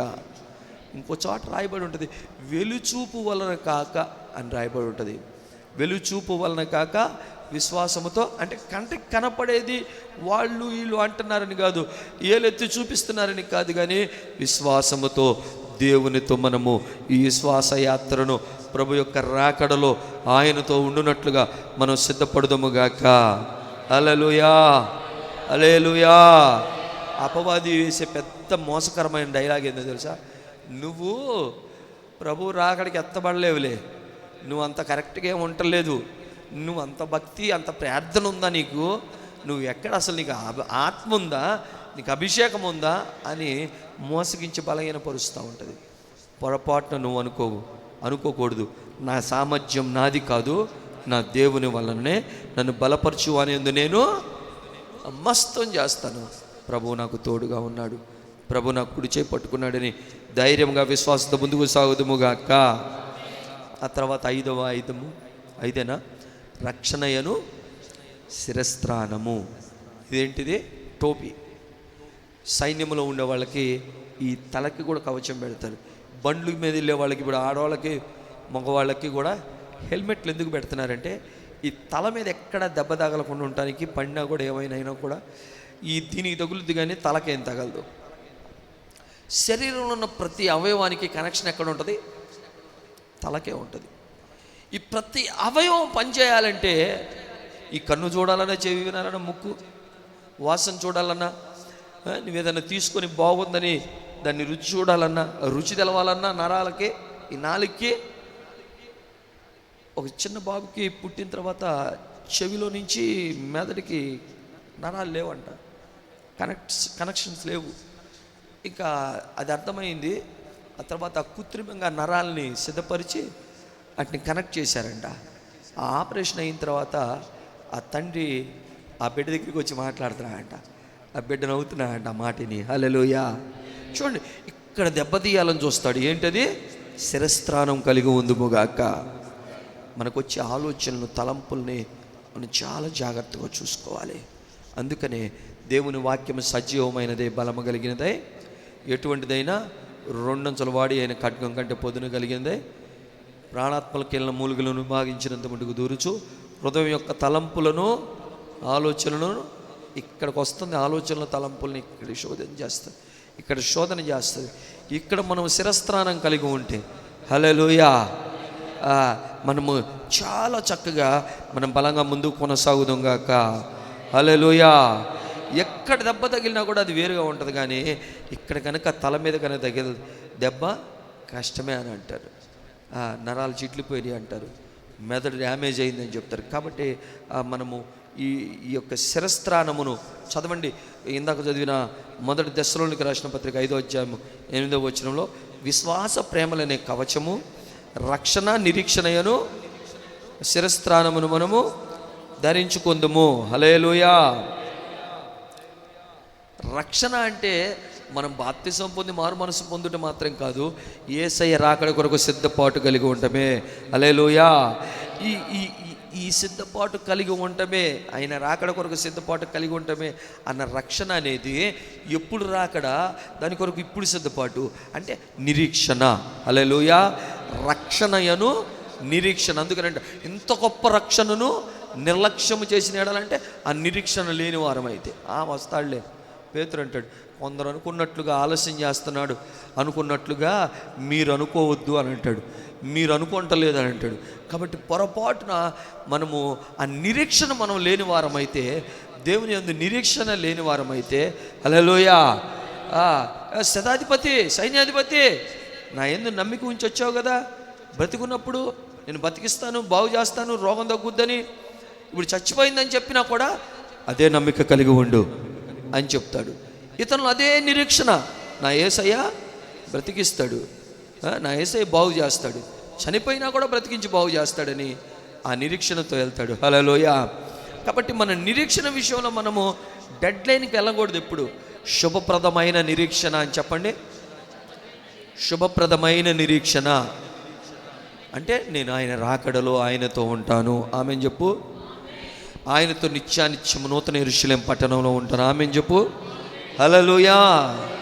సాతాను అంటది, నువ్వు పనికిరావు, నువ్వు పరలోకానికి వెళ్ళలేవు, నువ్వు దేవునితో ఉండలేవు, నువ్వు దేవుని స్తుతించలేవు, నువ్వు మంచి జీవితం చేయలేవు, నువ్వు బాగుపడవు. కొంతమంది అంటారు, మా ఆయన మారడండి, మీరు గట్టిగా ప్రార్థన చేయండి. ఇంకెందుకు గట్టిగా ప్రార్థన చేయడం, మారడం నువ్వే చెబుతున్నావుగా. కొంతమంది ముద్ర వేసుకుంటాడు, అంతే అంతే, మా జీవితం ఇంతే, మా బతుకులు ఇంతే, మా డబ్బులు అంతే, అట్టనే అవుతూ ఉంటాయండి.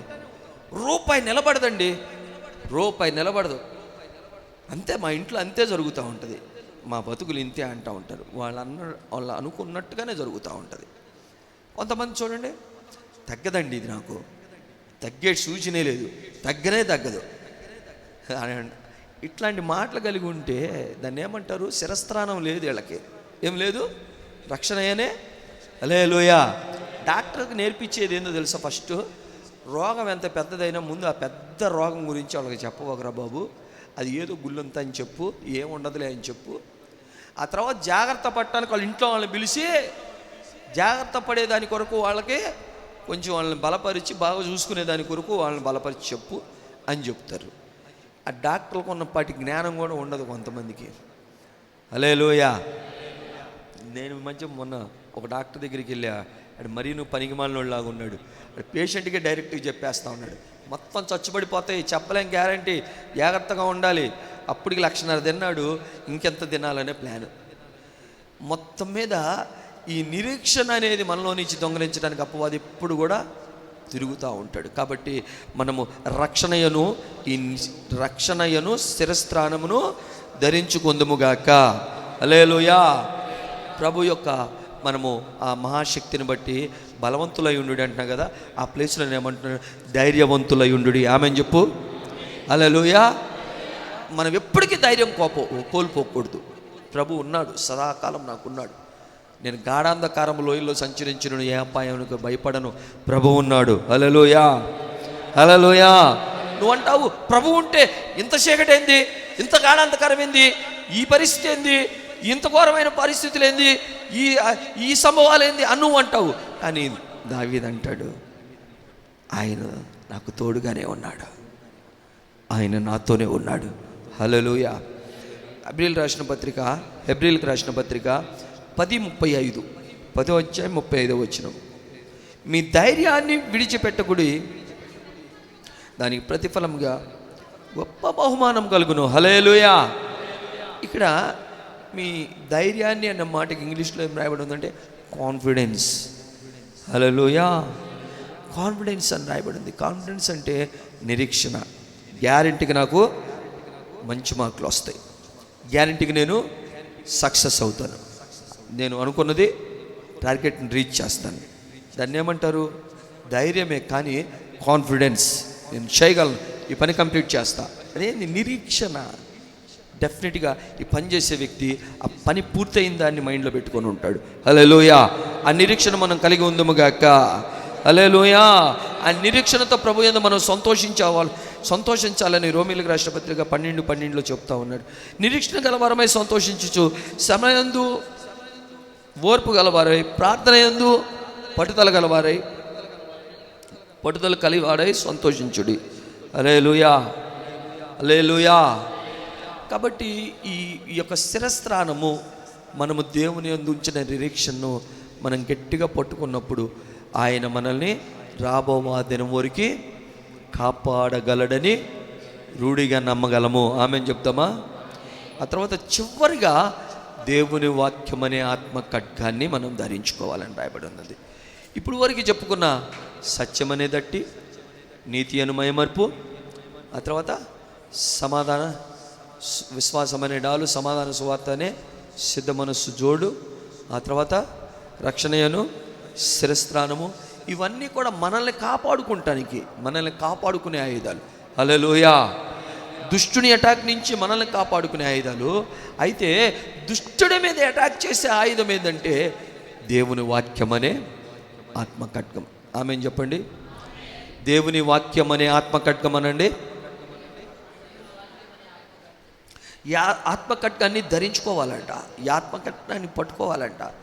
మనం హెబ్రీ పత్రికలు చదువుతాం, దేవుని వాక్యం సజీవమైనదై బలము కలిగినదై రెండంచులు కలిగిన వాడి అయిన ఖడ్గం అంట. హల్లెలూయా. అంటే వాక్యమును ఖడ్గంగా ఎందుకు పోలుస్తున్నావు? అపవాదిని నువ్వు తరుముతావు, అపవాదిని జయిస్తావు, నాశనం చేస్తావు. అపవాది తంత్రాలని జయించడానికి నీకు ఈ ఖడ్గం చేతిలో ఉండాలి. చాలామంది బైబిల్ని ఎంత నమ్ముతారు, నిద్రలో పెట్టుకొని పొనుకుంటారు. నిద్రలో కాదు, మనసులో పెట్టుకోవాలి. హల్లెలూయా. తల కింద పెట్టుకొని దిండి కింద పెట్టుకునే పొనుకునే వాళ్ళు ఉంటారు, పిచ్చికల్లో వస్తున్నాయి అని. అయితే నువ్వు మనసులో దేవుని వాక్యంతో నింపబడదువుగాక, నువ్వు హృదయంలో దేవుని వాక్యాన్ని నింపుకొందువుగాక. దేవుని వాక్యమనే ఆత్మ ఖడ్గాన్ని ధరించుకుంటే ఎటువంటి అపవాది కార్యాలు కానీ, ఎటువంటి శత్రు యొక్క ఆ యొక్క ఆలోచనలు కానీ, ఆ కుట్రలు కానీ పనిచేయవు. నువ్వు ఆత్మ ఖడ్గం పట్టుకున్నప్పుడు ఎదిరించగలుగుతావు, తరుమగలుగుతావు, నాశనించగలుగుతావు. హల్లెలూయా. కాబట్టి దేవుని ఆత్మ ఖడ్గంతో మనము యుద్ధం చేయగలిగిన వారమై ఉన్నాం. వాక్యాన్ని మనము నిర్లక్ష్యం చేయకూడదు. నేను ఇంకో మంచి మాట చెప్తాను. మీరు ఆరాధనకి ఎన్నింటికి వస్తున్నారు చెప్పండి? టయానికి వస్తున్నారా? 10:30 పాత గుంటలో 9 గంటలకే. 9 గంటలకి అక్కడ ఆరాధన అయితే కొంతమంది ఎవరో చాలా తక్కువ, చాలా వరకు వాళ్ళు వస్తున్నారు టయానికే. అయితే ఇక్కడ 10:30కి ఆరాధనకి అయితే మీరు ఎన్నింటికి వస్తున్నారు చూసుకోండి. ఎందుకు చెప్తున్నానంటే, నువ్వు భోజనానికి వెళ్ళి వెనకమాల కుర్చీల వెనకమాల నుంచుంటావు, గుర్తుందా? ముందు వచ్చిన వాళ్ళు, ముందు వెళ్ళిన వాళ్ళు ఏం చేస్తారు? ముందు వరుసలో తిని వెళ్ళిపోతారు. ఏముందలే అనుకుంటున్నాయేమో, తినడానికి ఏముండదు. తర్వాత బాగా అర్థమయ్యేటట్టు చెప్తాను. మీరు గనక ఇక్కడికి వచ్చి మీ హృదయాన్ని సిద్ధపరచుకోకపోతే, మీ యొక్క శరీరాన్ని సిద్ధపరచుకోకపోతే, మీరు బాగా పరీక్షించుకొని మిమ్మల్ని మీరు పరిశోధించుకొని సిద్ధపరచబడకపోతే మీరు ఇక్కడ మీకు ఏం పట్టేదేమి ఉండదు. ఇంకా అర్థమేంటి చెప్పాలంటే, ఏసేయమ్మ వేస్తుంటే తీసేయమ్మ తీస్తుందంట. అంటే వాక్యం చెబుతున్నానే కానీ వాక్యం ఏం పనిచేయదు. నువ్వు ఆత్మలో ఆనందించాలి, సిద్ధపరచబడాలి. హల్లెలూయా. ప్రార్థనాపూర్వకం కనిపెట్టుకోవాలి. హల్లెలూయా. వచ్చి ఉన్న పాటునే తినేద్దామంటే అయ్యేది కాదు. దీనికి ఒక ప్రిపరేషన్ ఉంది. దేవుడిని జీవితంలో చేసిన మేలును తలంచుకొని నువ్వు దేవుని స్తుతిస్తూ, ఆరాధిస్తూ, దేవునికి సాక్ష్యంగా జీవిస్తూ, నీ బతుకుని ఎలా మార్చాడో ధ్యానం చేస్తూ, పాటలలో నిన్ను నువ్వు పరీక్షించుకుంటూ ప్రభువుకు అప్పగించుకొని సిద్ధపడిన తర్వాత, ఆరాధించిన తర్వాత, అప్పుడు దేవుని వాక్యం వర్షంలాగా మంచులాగా కురిస్తే అప్పుడు ఆ వాక్యంలో ఉన్న శక్తి నిన్ను నింపునుగాక, నీకు ఒక ఆయుధంలాగా పట్టుకునేట్లుగా చేసి నీకు, నీ బిడ్డలకు, నీ కుటుంబానికి విరోధంగా ఉన్న వాటినన్నింటినీ నశింపచేయునుగాక. హల్లెలూయా. ఆ వాక్యాన్ని మళ్ళీ నువ్వు నింపబడిన తర్వాత ఆల్టర్ కాల్ ఉంటుంది. మరలా నువ్వు తీర్మానం చేయటానికి, ఆ వాక్యం, చెప్పబడిన వాక్యంతో బలంగా నువ్వు దేవునికి అప్పగించుకుంటానికి, అప్పుడు నువ్వు సంపూర్ణమైన జయాన్ని పొందుకొందువుగాక. ఊరకే నువ్వు ఎప్పుడు పాస్టర్ గారు వచ్చేది ఎన్నింటికి నేను వస్తుంది, ఆయన 12ంటికి వస్తాడు, 10:30కి మొదలయ్యేది. 10:30, 12 అంటే గంటన్నర, ఆ తర్వాత ఇంకో గంట. ఇంతసేపు అవసరమా? ఎంతవరకు ఉండాలో అంతవరకు ఉండాలి దేవునితో, దేవుని సన్నిధిలో. ఎంత ఎంత ఎంత ఎంత జాగ్రత్తగా ఎంతవరకు ఉంటే అంత మంచిది అన్నట్టుగా నువ్వు ఉన్నావు అనుకో, శత్రువుకు తెలుస్తుంది. హల్లెలూయా. హల్లెలూయా. సంపూర్ణమైన దేవుని యొక్క ఆశీర్వాదాలన్నీ వాక్యంలోనే ఉన్నవి. అదే సమయంలో సంపూర్ణమైన ఒక గొప్ప జయాన్ని నువ్వు వాక్యంలో పొందుకొందువుగాక. వాక్యాన్ని రిసీవ్ చేసుకుంటానికి నువ్వు సిద్ధపడే సమయం ఎంత ఉంది? రిసీవ్ చేసుకున్న తర్వాత పొందుకున్న తర్వాత ఆ వాక్యం కొరకు నువ్వు ఎంతగా అప్పగించుకుంటున్నావు. ఈ రెండు లేకుండా నువ్వు ఒక్కసారిగా వచ్చేసేసి, కొంతమంది ప్రార్థన అట్లా అయిపోతుందో లేదో, ప్రార్థన చేస్తున్నప్పుడు కళ్ళు మూసుకోండి అందరు చెప్పిన వెంటనే అందరు కళ్ళు మూసుకున్నారు కదా, పాస్టర్ గారు కూడా మూసుకున్నాడని వెళ్ళిపోతుంటారు వెనక నుంచి. అటువంటి వాళ్ళకి కూడా సంపూర్ణ ఆశీర్వాదాలు ఉన్నాయి. నువ్వు ఎట్టా వస్తున్నావు, ఎట్టా ఉంటున్నావు, ఎట్ట వెళ్తున్నావు అన్నీ కూడా అపవాదికి తెలుసుద్ది, నీకు తెలుసుద్ది. నువ్వు ఏదైనా పొందుకోవాలి అని అంటే నువ్వు ఎలాగ రావాలి, నువ్వు ఎలాగా ఆ దేవుని వాక్యానికి సిద్ధపడి అప్పగించుకోవాలి, తీర్మానం చేయాలి, జయం పొందుకోవాలి. దేవుని వాక్యం అనే ఆత్మ ఖడ్గాన్ని ధరించుకుంటే నీకు కావలసిన సమృద్ధి ఆశీర్వాదాలు వస్తే నీవు ఆ ఆత్మ ఖడ్గముతో ఆ గొప్ప జయాన్ని పొందుకుంటావు. అపవాది ఆటంకాలన్నిటినీ నాశనం చేస్తావు. ఉన్నతమైన స్థితిలో దేవుడు నిలబెడతాడు. అందరూ కూడా మోకరిద్దాము. దేవుడు నిన్ను ఆయన మహాశక్తిని బట్టి బలవంతురాలుగా ఉండటానికి పిలిచి ఉన్నాడు. ఆయన వాక్యములో ఉన్నది, ఆయన నీకు యుద్ధోపకరణములు ధరింప చేయటంలో ఉన్నది. నువ్వు ఎంత సిద్ధపాటు కలిగి ఉంటున్నావో అపవాదికి తెలుస్తుంది, దేవుడికి తెలుస్తుంది, కానీ నీకే తెలవట్లేదు. అయితే నువ్వు తెలిసి కూడా తెలియనట్టుంటున్నావు. ఒక్కసారి నిన్ను నువ్వు పరీక్షించుకో. ఈ చివరి దినాల్లో నువ్వు ఉన్నావు. నువ్వు దేవుని రాకడకు సిద్ధపడవలసిన ఈ చివరి దినాలలో మొదట నీకున్న ఆసక్తి, మొదట నీకున్న ప్రేమ సరిపోదు. అంతకంటే ఇంకా ఎక్కువ ఆసక్తి, అంతకంటే ఇంకా ఎక్కువ ప్రేమను ప్రభువు నీలో నుంచి ఎదురు చూస్తూ ఉన్నాడు. పరిశుద్ధాత్ముడు నిన్ను సిద్ధపరచాలని కోరుకుంటున్నాడు. తండ్రి అనే దేవుని నువ్వు సంతోషపరచడానికి హల్లెలూయా అప్పగించుకో. యేసు ప్రభు నిన్ను తండ్రి ఎదుట, ఓ తండ్రి నాయనా నువ్వు నాకు అనుగ్రహించిన నా వారు వీరే అని చెప్పినట్లుగా నిన్ను గురించి ఘనంగా మాట్లాడి సాక్ష్యం ఇచ్చినట్లుగా యేసయ్యకు నువ్వు అప్పగించుకోవాలి, అప్పగించబడాలి. Praise the Lord. హల్లెలూయా స్తోత్రం. అపవాది తంత్రాలన్నిటికీ జయించుటకు దేవుడు నిన్ను సిద్ధపరుస్తూ ఉన్నాడు. దేవుడు కృప నిన్ను నింపుతూ ఉన్నది. దేవుడు వాక్యం నిన్ను వాక్యం అనే ఆత్మకట్గాన్ని నువ్వు ధరించుకుంటున్నావు. Praise the Lord, praise the Lord. స్తోత్రం, స్తోత్రం, స్తోత్రం, స్తోత్రం. హల్లెలూయా.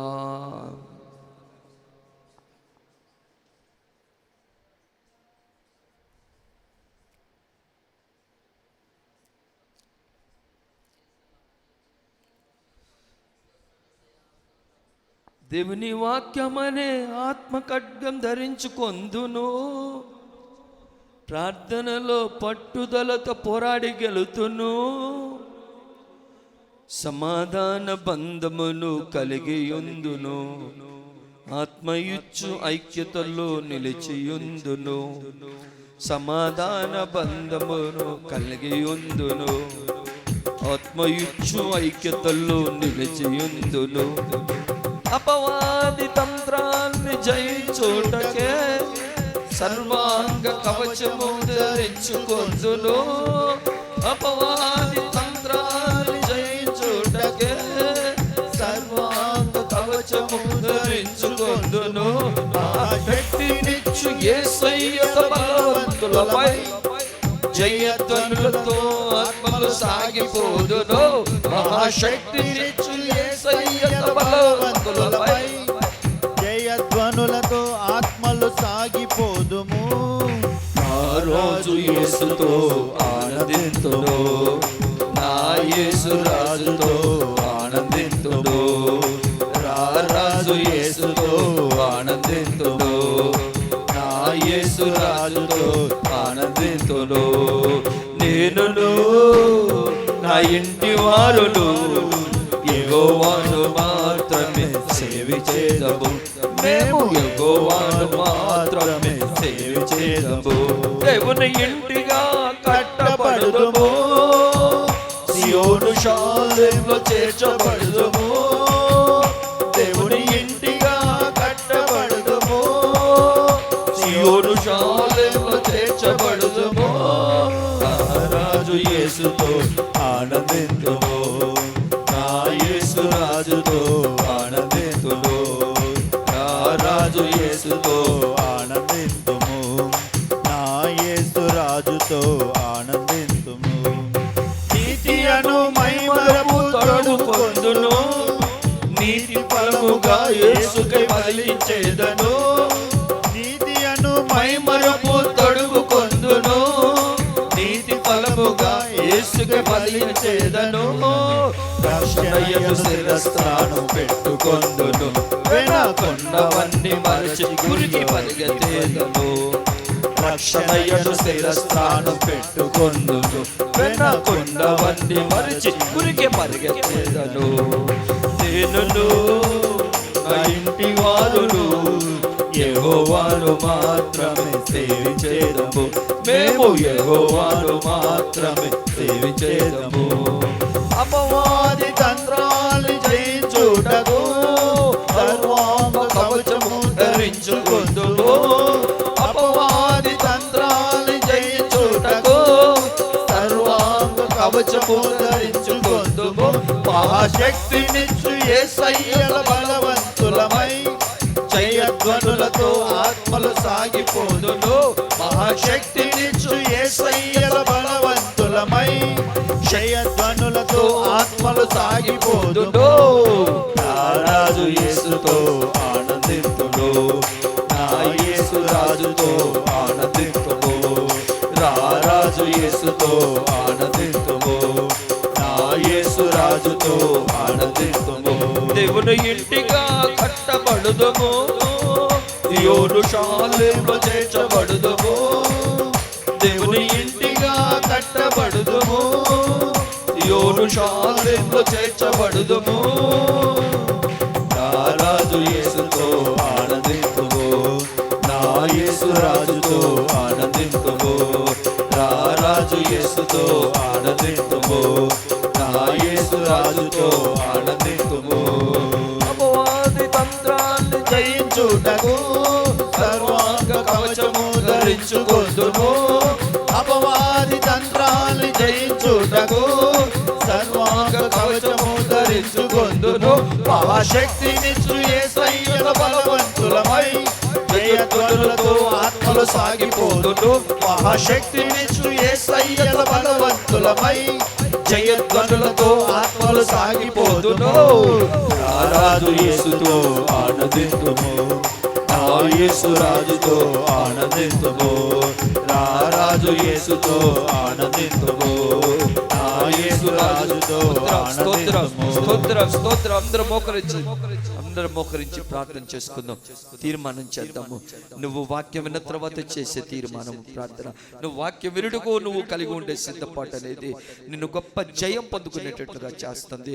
దేవుని వాక్యము ఆత్మ ఖడ్గంగా, దేవుని వాక్యము సజీవమైన బలం కలిగిందిగా, రెండంచులు కలిగిన వాడి అయిన ఖడ్గంగా నీ కొరకు అది శత్రువును జయించే ఒక ఆయుధంగా అనుగ్రహించబడతా ఉన్నది. అయితే నువ్వు ఆయుధాన్ని ఉపయోగించుకుంటూ ఎంత సిద్ధపాటుతో వస్తున్నావు, ఎంత తీర్మానంతో వస్తున్నావు, ఎంత ఆశతో వస్తున్నావు. దిప్పైతే నీటి వాగుల కొరకు అది ఎంత ఆశతో పరిగెత్తుతా ఉన్నదంట. ఓ నీటి వాగుల కొరకు దుప్పి ఆశపడినట్లుగా నువ్వు దేవుని వాక్యం కొరకు, దేవుని వాక్యమైన ఆత్మకడ్డంతో నింపబడేదాని కొరకు దేవుడు నీకు ఇచ్చిన ఒక ఆయుధాన్ని ఉపయోగించుకోవడానికి నువ్వు సిద్ధపరచుకోవాలి, సిద్ధపాటు కలిగి ఉండాలి. దేవుడు నీకు అనుగ్రహించిన ఆ యుద్ధ ఆయుధాలను ధరించుకొని అపవాదిని ఎదిరించాలి. అపవాది యొక్క దాడులన్నిటిని తట్టుకొని నిలవబట్టుకు నువ్వు సత్యం అనే దట్టిని కట్టుకున్నావా?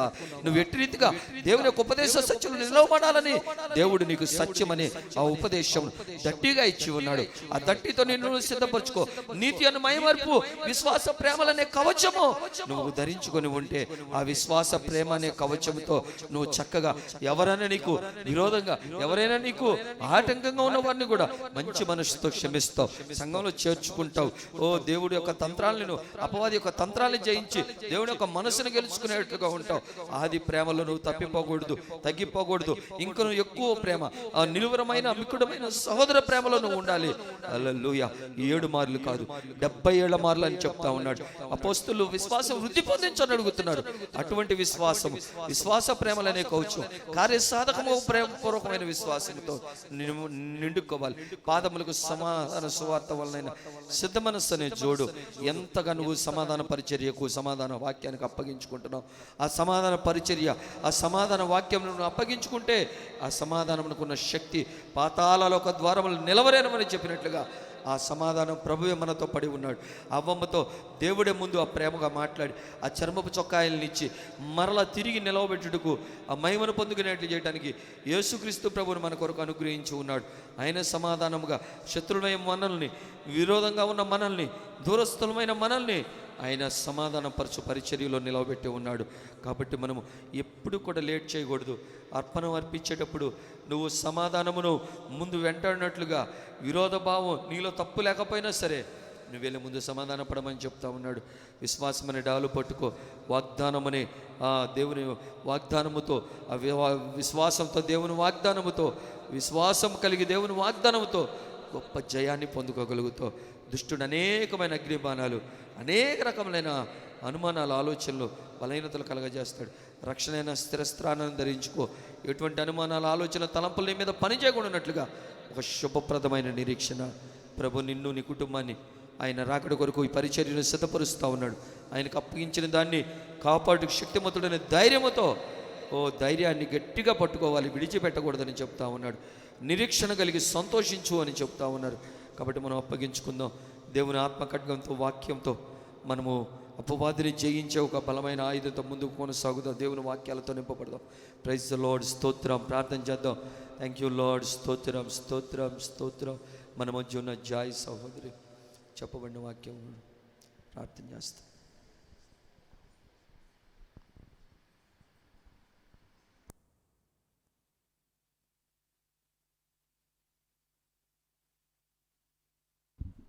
స్తోత్రం, స్తోత్రం, స్తోత్రం, స్తోత్రం, స్తోత్రం. నాయన మహోన్నతుడ, సర్వోన్నతుడ, మీ ఘనమైన పరిశుద్ధమైన పాదములకు ఎనలేని స్తోత్రం, స్తోత్రం, స్తోత్రము చెల్లిస్తుంటున్నాం ప్రభువా. దేవా, ఇంతవరకు నా తండ్రి మీరు నాతో మా అందరితో మాట్లాడిన మాటలను బట్టి మీకే స్తోత్రాలు చెల్లిస్తూ ఉంటున్నాం. దేవా యేసయ్య, మీ పరిశుద్ధ లేఖనాలతో మీరు మాతో మాట్లాడి ఉన్నారు ప్రభువా. దేవా, మా యుద్ధోపకరణములు నా తండ్రి శరీర సంబంధమైనవి కావు కానీ నా తండ్రి దేవుని ఎదుట పరద్రోయ జాలనంత బలము కలిగినవైన మీ పరిశుద్ధ లేఖనం సెలవిస్తుంది ప్రభువా. దేవా, మీరు అక్కడ సమీపమై ఉండగా నా తండ్రి రాత్రి చాలా కాలము గడిచి సమీపమైన ప్రభు, మీరు అక్కడ నిమిత్తం మేము ఎదురు చూచి బిడ్డలకు సహాయము దయచేయండి నా తండ్రి. యేసయ్య, మీరు అపవాది తంత్రములను ఎదిరించుటకు శక్తివంతులగునట్లు నా ప్రభువ యేసయ్య సర్వాంగ కవచమును ధరించుకొనుడని మీ పరిశుద్ధ లేఖనం సెలవిస్తుంది ప్రభువ. దేవా యేసయ్య, సత్యమును దట్టిని మేము ధరించుకొనులాగా సహాయము దయచేయండి నా తండ్రి. యేసయ్య, నీతి అను మైమరుగును మేము ధరించుకొనులాగా సహాయము దయచేయండి ప్రభు. విశ్వాసమును దాలు పట్టుకొనులాగా కృపను అనుగ్రహించండి నా తండ్రి. యేసయ్య, విశ్వాస ప్రేమలను కవచమును మేము ధరించుకునే బిడ్డలకు సహాయము దయచేయండి ప్రభు. మేము మా స్నేహితులను క్షమించేలాగా కృపను అనుగ్రహించండి నాయన. మీ సహోదరులు 7 మారులు తప్పు చేసినాను, వారిని 7 మారులు మేము క్షమించేలాగా కాదు కానీ 70 మారులు వారిని క్షమించమని మీ పరిశుద్ధ లేఖనం సెలవిస్తుంది నా ప్రభు. క్షమాపణ గుణం కలిగి మేము జీవించినట్లు సహాయము దయచేయండి నా తండ్రి. యేసయ్య, సువార్త వలననైనా నా ప్రభు పాదములకు జోడు తొడిగించుకునేలాగా సహాయం దయచేయండి నా ప్రభు. చెప్పబడిన వాక్య భాగములు నా తండ్రి మా హృదయంలో చేర్చుకునేలాగా కృపను అనుగ్రహించండి నా తండ్రి. వాటి ప్రకారము మేము జీవించి బిడ్డలకు సహాయం దయచేయండి ప్రభు. యేసయ్య, వాక్యమును ఆత్మ ఖడ్గమును మేము ధరించుకునేలాగా కృపను దయచేయమని ప్రార్థిస్తుంటున్నాం తండ్రి. యేసయ్య, మీరు వచ్చేంత వరకు, మమ్మల్ని పిలిచేంత వరకు నా ప్రభు మీలో నమ్మకంగా మేము జీవించి నా తండ్రి అపవాది తంత్రములను మేము ఎదిరించి బిడ్డగా మీరు మమ్మల్ని సిద్ధపాటు చేయమని మీ సన్నిధిలో వేడుకుంటూ ఈ మధ్యాహ్న కాల సమయంలో నా ప్రభు చెప్పబడిన వాక్య భాగంలో నా తండ్రి మా హృదయంలో చేర్చుకొని నాయన వాటిని అనుదినము నెమరు వేసుకొని కృపను దయచేయమని, కృపను అనుగ్రహించమని దేవ, వచ్చిన బిడ్డ మీరు దీవించండి, ఆశీర్వదించండి నాయన. రాలేక ఆగిపోయిన బిడ్డకు మరి ఒక తరుణమును మీరు అనుగ్రహించి నా ప్రభు మీ సన్నిధానమునకు నడిపించమని మీ సన్నిధిలో వేడుకుంటున్నాం ప్రభు. దేవ, ఈ ఆరాధన కూడికను నా తండ్రి ఆరంభము నుంచి నాయన చక్కని ముగింపు వరకు మీరుండి నడిపించి మీ నామమునకి ఘనత మహిమ ప్రభావకముగా జరిగించినందుకే మీకే స్తోత్రములు చెల్లించుకుంటూ ఈ మధ్యాహ్న కాల దీవెనతో మమ్మల్ని నింపమని యేసుక్రీస్తు అతి శ్రేష్టమైన నామములో ప్రార్థించి వేడుకొనుచున్నాము తండ్రి, ఆమేన్. స్తోత్రం చూదుము. స్తోత్రం, స్తోత్రం, స్తోత్రం, స్తోత్రం. యేసుక్రీస్తు ప్రభు కృపయు, తండ్రిన దేవుని ప్రేమయు, పరిశుద్ధాత్మ దేవుని అన్యోన్య సహవాసము సమకం ఇప్పుడు ఎల్లప్పుడూ సదాకాలమైన రాకడ పర్యంతం తోడి నడిపించును గాక. ఆమేన్. హల్లెలూయా, హల్లెలూయా, హల్లెలూయా. దేవునికి స్తోత్రం. యేసు ప్రభు.